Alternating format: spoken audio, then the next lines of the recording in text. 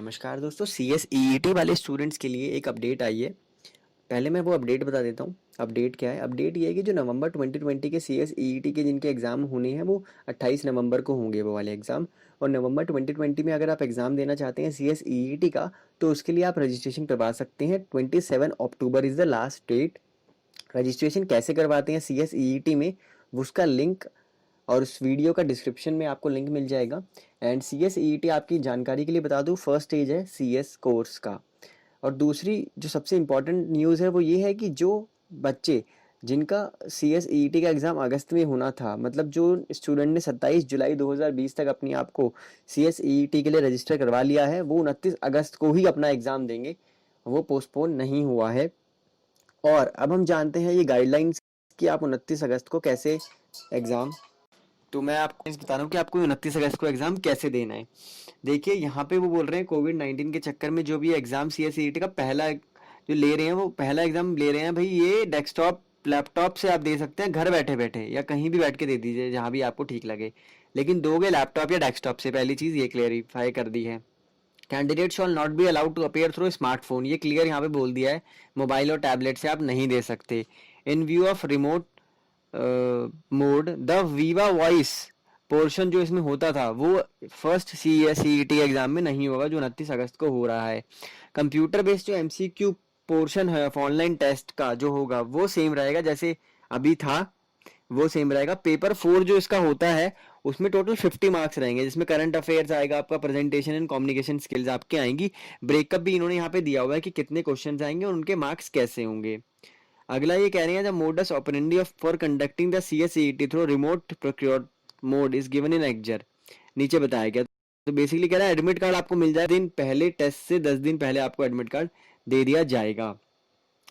अब इसका procedure basically बताया। देखिए टेक्निकल रिक्वायरमेंट क्या क्या चाहिए होंगे आपको। अपने डेस्कटॉप या लैपटॉप पे ब्राउजर चाहिए, कौन सा, मोजिला फायरबॉक्स, क्रोम या फिर माइक्रोसॉफ्ट एज लेटेस्ट होना चाहिए।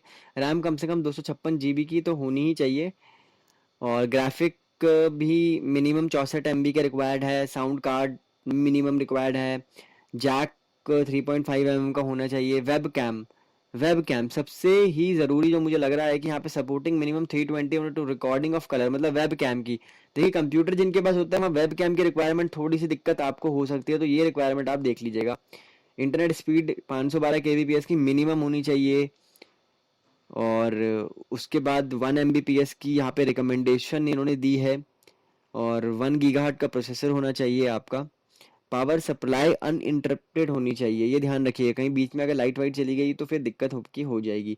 Every candidate will require to log in through secured ID and password on the online test, जो भी आपको यहाँ पे दिया जाएगा उस पर आपको लॉग इन करना है। कैंडिडेट जो है आपको लॉग इन करेंगे, कंट्रोल रूम से लॉग इन क्रेडेंशियल आपको दे दिए जाएंगे। उसके बाद वो कह रहा है कि भाई सबसे पहले क्या होगा, कैप्चर होगी फेशियल फोटो आपकी during the examination. AI tool इन्होंने लगाया हुआ है जो मॉनिटर करता रहेगा, पिक्चर लेता रहेगा बीच बीच में कैंडिडेट की, और पिक्चर मिसमैच नहीं होनी चाहिए। अगर पिक्चर में मिसमैच होता है तो सिस्टम भी कैप्चर एंड नोटिफाई कैंडिडेट कर देगा, तो यानी कि आपकी वो पिक्चर भी बीच में लेते रहेंगे। Candidate will also need to display admit card and valid identity proof अपने साथ आपको रखना होगा एग्जाम के दौरान। अब ये कह रहे हैं कैंडिडेट अगर कोई भी रूल वायलेट करता है या कोई भी अनफेयर मीन्स करता है तो उससे होगा क्या कि आपको अलर्ट दे दिया जाएगा ऑनलाइन उसी वक्त, और focus change to a different video. Basically आप दूसरी टैब नहीं खोलेंगे। Browser not supported, candidate is using an old browser version.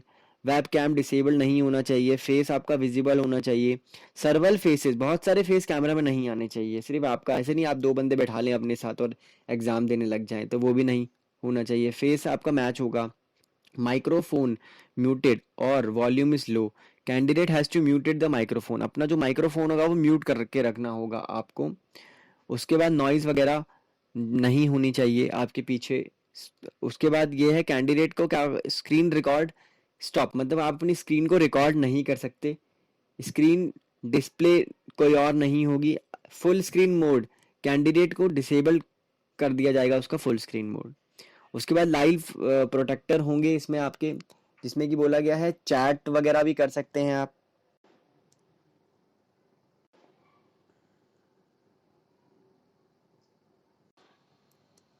और यहाँ पे आपको इन्होंने बोला गया है कि अगर कोई भी पुअर कनेक्शन वगैरह होता है तो आप दोबारे से लॉगिन करके उसी क्वेश्चन से अटेम्प्ट कर सकते हैं जहाँ पे आपने क्वेश्चन छोड़ा है। और अगर आपको बहुत कोई दिक्कत होती है, आप लॉगिन नहीं कर पा रहे, तो वो कह रहे हैं आप रिज्यूम कर सकते हैं अपना एग्जामिनेशन, 2 दिन बाद आपको दोबारा मौका भी दे सकता है इंस्टीट्यूट। और आप मॉक टेस्ट भी दे सकते हैं, 1 घंटे का मॉक टेस्ट होगा कुछ दिन पहले आपके एक्चुअल एग्जाम से। इंस्टीट्यूट आपको अपॉर्चुनिटी देगा कि आप मॉक टेस्ट दे दीजिए। तो मेरे हिसाब से आप मॉक टेस्ट ज़रूर दीजिएगा, सो दैट आपको एक बेसिक आइडिया मिल जाए कि एग्ज़ाम कैसे होने वाला है। दोस्तों, आप सभी को आपके एग्ज़ाम के लिए ऑल द बेस्ट।